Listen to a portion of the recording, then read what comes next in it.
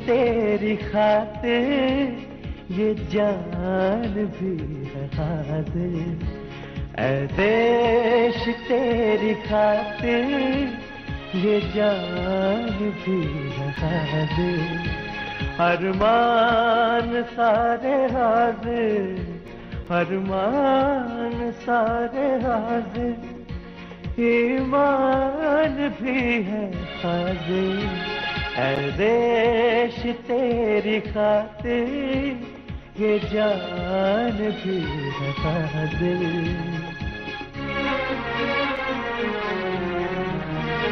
आगोश में तेरे ही चटकी है हर जवानी, बिजली सी जिसमें शोखी, लहरों से एक रवानी, ऊंचे हिमालय जैसा पैमान भी है हाजिर, ऐ देश तेरी खातिर ये जान भी है हाजिर, ऐ देश तेरी खातिर ये जान भी है हाजिर।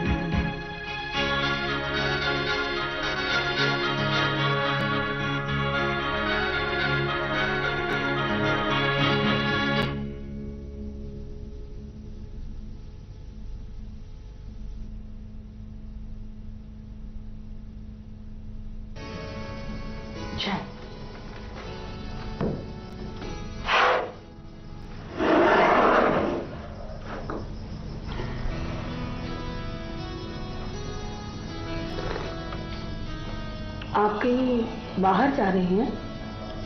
क्या ये सब पूछना जरूरी? हर एक फौजी होने के नाते अगर मैं ये कहूं कि लड़ाई पर जा रहा हूं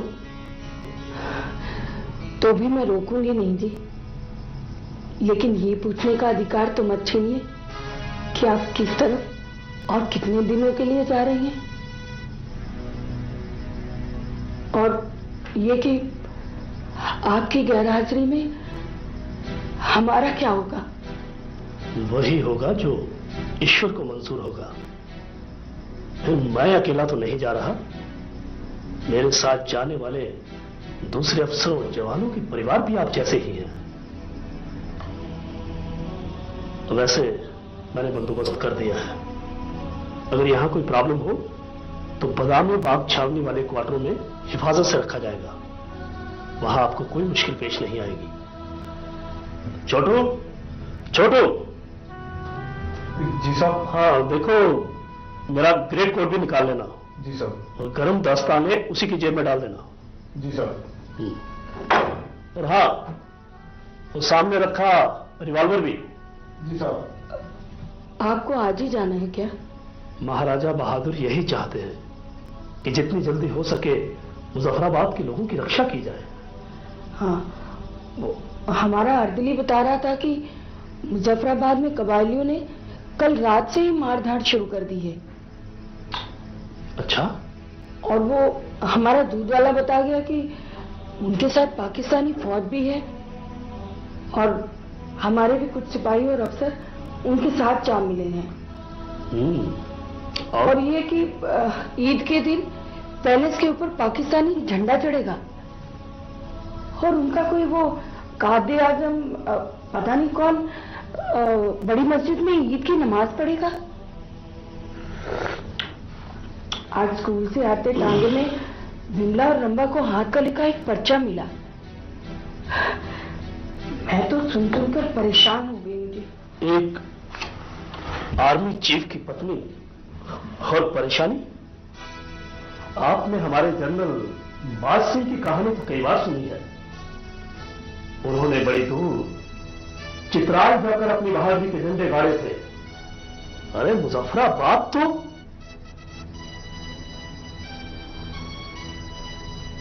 जिंदगी में ऐसे मौके बार बार नहीं आते। और वैशी की मां, सब आपने जो जो बोला था सब इसमें डाल दिया है। ठीक है, ड्राइवर को दे दो। जी साहब। और हाँ सुनो। जी साहब। ये भी इसी में रख दो। जी सर।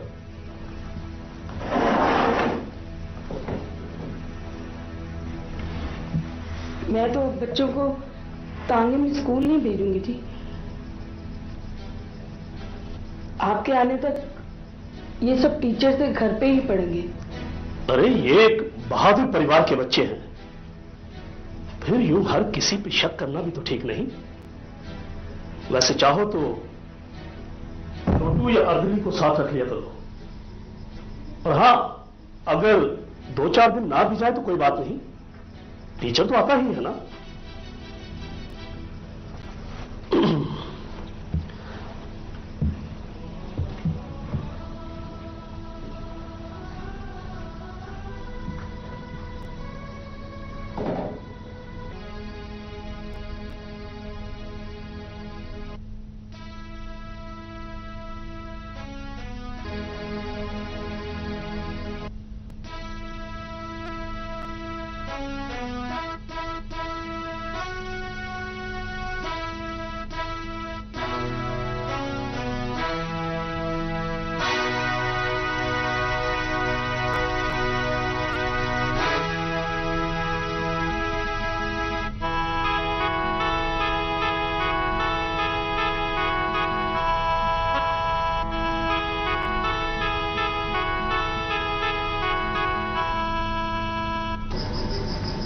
बिमला, रंबा, बेटा उषा, देखो अपनी माताजी को परेशान नहीं करना, और हाँ, स्कूल भी रोज जाना। मैं 2-4 दिन में वापस आ जाऊंगा। बेटा उर्वशी, तुम इन सब में पढ़ी और काफी समझदार हो। देखो अपनी मां का और इन सब का ख्याल रखना। थोड़ा सा दही खा लीजिए। अरे ये क्या, इतनी ठंड और फिर शाम के वक्त ही दही? थोड़ा सा चख लीजिए। जैसा आपका हुक्म। अच्छा, तो मैं चलूं?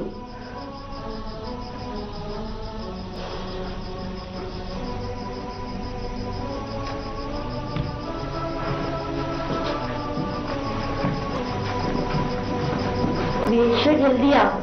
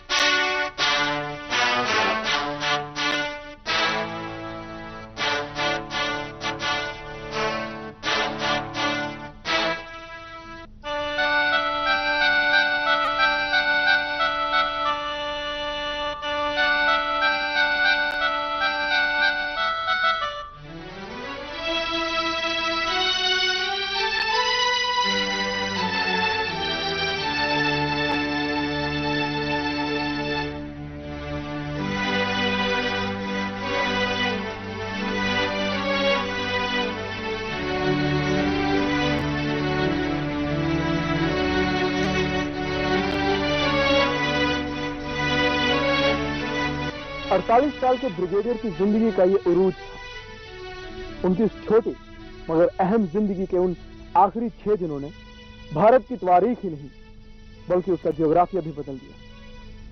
6 दिन यानी 22 अक्टूबर 1947 से 27 अक्टूबर 1947।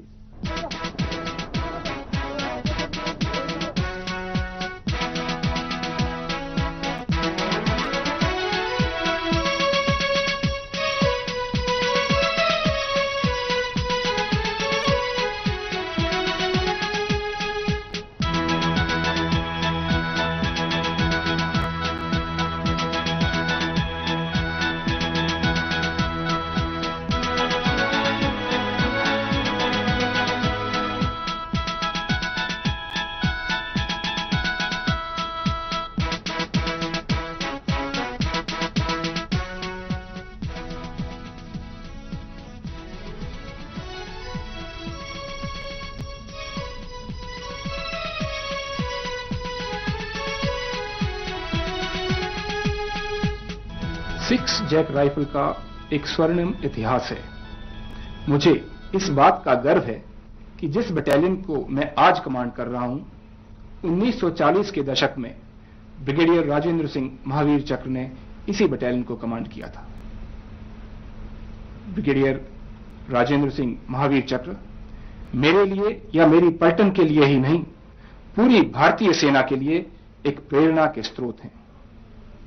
इन्होंने अक्टूबर 1947 में चंद एक सैनिकों को लेकर पाकिस्तानी हमलावरों को 4 महत्वपूर्ण दिनों तक श्रीनगर से बाहर उरी और बारामूला के इलाके में रोक कर रखा। सचमुच ये एक वीरता की मिसाल है।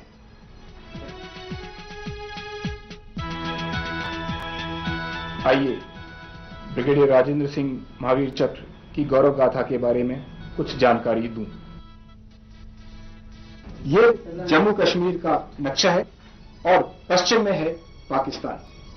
पाकिस्तान के हमले के प्लान के मुताबिक हमला मुजफ्फराबाद से होना था और उरी बारामूला से होते वे श्रीनगर जल्दी से जल्दी पहुंचना चाहते थे। हमला 21 अक्टूबर 1947 को शुरू हुआ मुजफ्फराबाद के थ्रू। उस टाइम पर brigadier Rajendra Singh chief of staff Jammu and Kashmir state forces Srinagar में केवल कैंटोनमेंट के कुछ सैनिकों के साथ थे। हमले के वक्त जम्मू और कश्मीर स्टेट के अंदर केवल 9 बटालियन थी जो कि पूरे के पूरे जम्मू कश्मीर में फैली हुई थी। उस टाइम पर ब्रिगेडियर राजेंद्र सिंह को हुक्म दिया गया कि वे जितने भी सैनिक श्रीनगर में मिले उनको लेकर उरी पहुंचे और दुश्मन को उरी तक रोकने की कोशिश करें। ब्रिगेडियर राजेंद्र सिंह ने अपने चंद एक सैनिकों से 24 तारीख तक उनको बारामूला के बीच रोक के रखा और भारतीय सेना को 4 महत्वपूर्ण दिन दिए जिससे वे समय पर पहुंच सकी और श्रीनगर को बचा सके। एक बात मैं वादा कर दूं कि कश्मीर को अपने साथ मिलाने का मंसूबा हमने सोच समझ के किया है। हमने वहां के हालात बिगाड़ के रख देने हैं।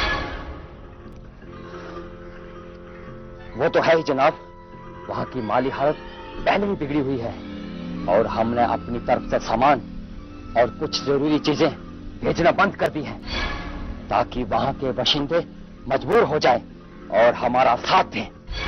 हाँ, तो मैं ये कह रहा था कि हमने अपने मजहब से ताल्लुक रखने वाले लोगों में जुनून पैदा किया है। कर्नल नारायण सिंह का धोखे से कत्ल करवा दिया गया है। जनाब, हमने ही तो करवाया है डोगरा कर्नल नारायण सिंह का कत्ल। हाँ, अब वहां हमारे पहुंचने की देर है। फिर देखना आतिश कैसे भड़क उठती है। हम वहीं के लोगों से बगावत करवा देंगे और कश्मीर को अपनी मुट्ठी में कर देंगे। ऑपरेशन गुलमर्ग, ऑपरेशन गुलमर्ग तारिक साहिब की रहनुमाई में इंशाअल्लाह यह जरूर कामयाब होगा। बिल्कुल होगा। हमने कबायली बरादर से यह वादा किया है कि लूट उनकी होगी। हिंदू मुसलमान सिख किसी का लिहाज मत करो, जो मिले अपनी पशु में लाद कर अपने मुल्कों में भेज दो। हाँ, और यह भी कहा गया है कि वहां की औरतों को अगवा करके ले जाओ, उनको पूरी छूट है।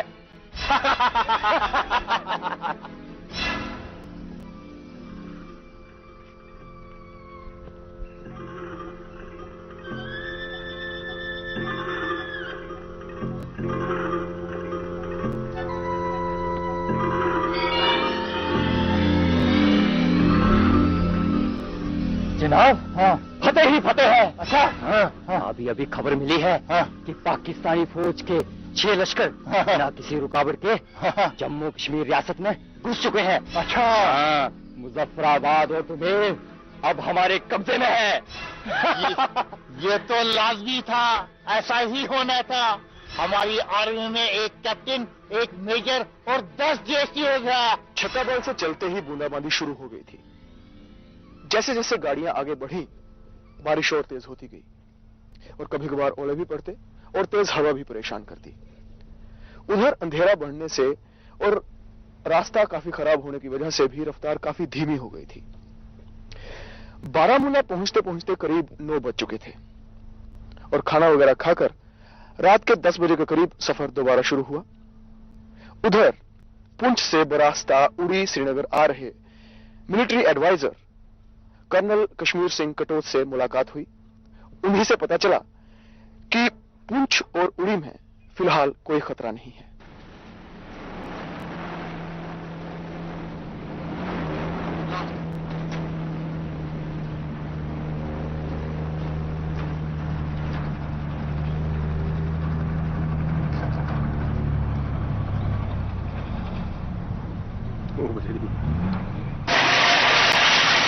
ऊपर से रात हो चुकी थी।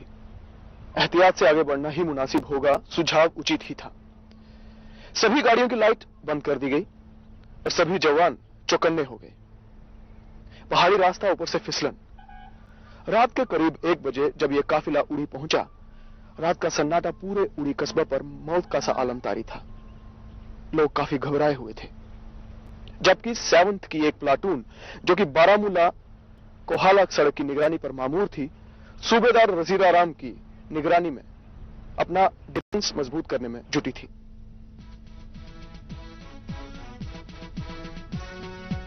जहां श्रीनगर से पहुंची नफरी को देख उनका हौसला बढ़ा, वहीं ब्रिगेडियर साहब को एक प्लाटून नफरी और मिल गई, जिसका अपने ढंग से इस्तेमाल किया जा सकता था।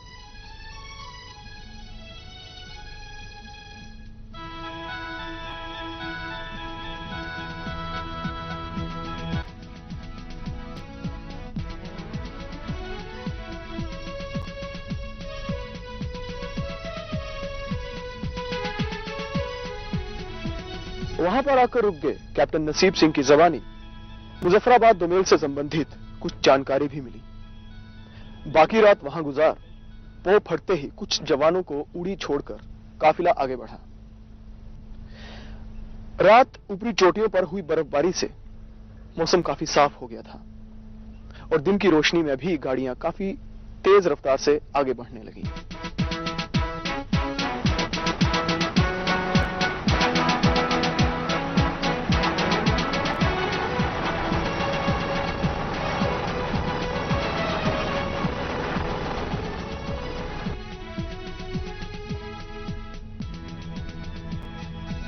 मुश्किल से चकोटी के पास ही पहुंचे होंगे कि जान बचाकर भागते हुए शरणार्थी एक एक दो कर मिलना शुरू हो गए।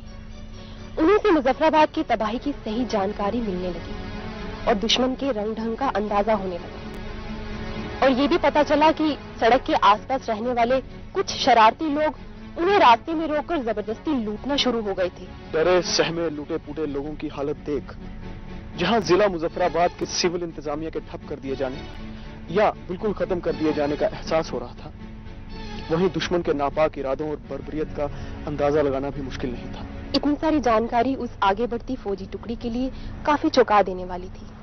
गाड़ियों में सवार सभी को ये विश्वास होने लगा कि अगले किसी भी मोड़ पर दुश्मन से टक्कर हुई के हुई। अगला सफर उसी तरतीब का होकर भी एकदम मिलिट्री प्रैक्टिस से शुरू हुआ। काफिले में एक गाड़ी का इजाफा हुआ, जिसमें कैप्टन नसीब सिंह, सूबेदार रसीला राम व 7 बटालियन के कुछ जवानों के अलावा पनियर के कुछ जवान और ब्रिज डिमोलिशन का सामान भी था।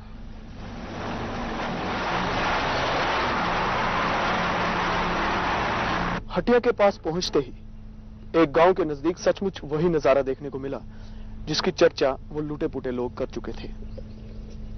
बीच सड़क में 3-4 टांगों को रोककर कुछ लोग उन्हें जबरदस्ती लूट रहे थे।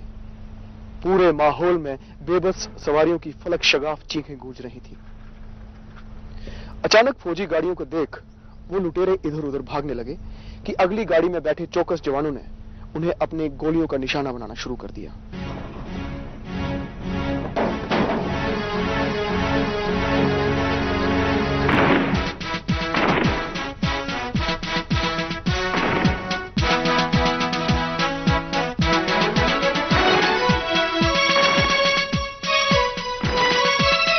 इस काफिले को थोड़ी देर वहां रुकना पड़ा। इन शरणार्थियों से यह भी पता चला कि हमलावर दोमेल से आगे बढ़ आए हैं और लूट मार करते हुए और आगे बढ़ रहे हैं।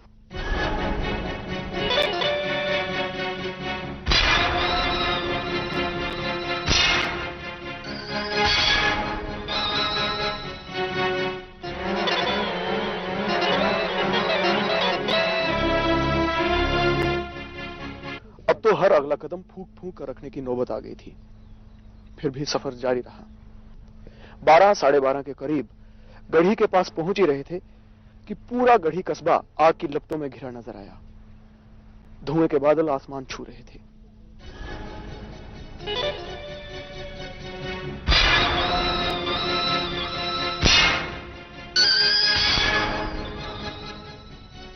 और इस बीच लगभग मील 1.5 मील पीछे एक अच्छे खासे मोड़ पर गाड़ियां रोककर इन मुट्ठी भर फौजियों को अपना डिफेंस लगाकर दुश्मन पर कारगर ढंग से वार करने की नीति तय करने का एक अच्छा मौका मिल गया।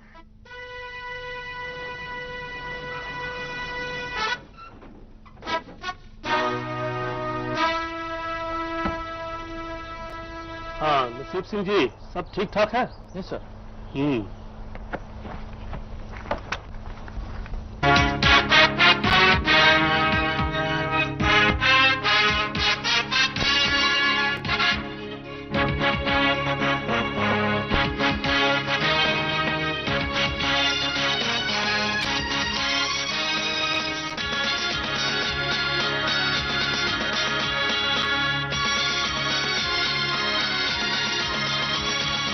देश तेरी खातिर ये जान भी है हाजिर, ऐ देश तेरी खातिर ये जान भी है हाजिर, अरमान सारे हाजिर, अरमान सारे हाजिर, ईमान भी है हाजिर, ऐ देश तेरी खातिर ये जान भी है हाजिर।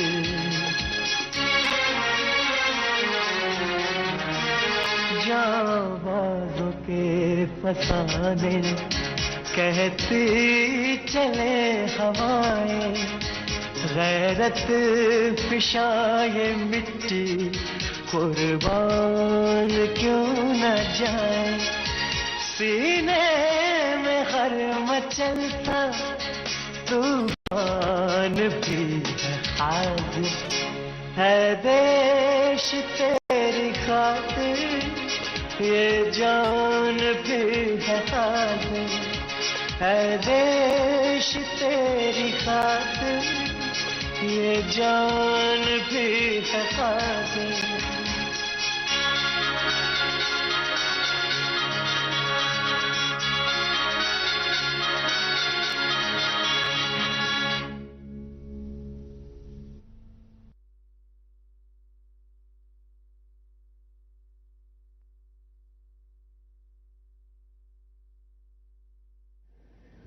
कब आएगा? अभी आएगा। अरे बोलो ना माँ, कब आएगा? बोला ना, अभी आ जाएगा। ये ले, आ गया कुआं। अरे कुआं नहीं माँ, हमारे घर नल से जल कब आएगा? नल से जल? अरे गुड्डी, बहुत जल्दी आएगा पानी। जल जीवन मिशन आ चुका है। हम 1 कदम उठाएंगे तो सरकार 10 कदम उठाएगी। सच? तुम्हारे मुंह में घी शक्कर। घी शक्कर नहीं माँ, स्वच्छ जल। 2024 तक देश के सभी 19 करोड़ घरों में पहुंचेगा पीने का साफ पानी। अब होगा हर घर जल। जल जीवन मिशन, जल शक्ति मंत्रालय, भारत सरकार।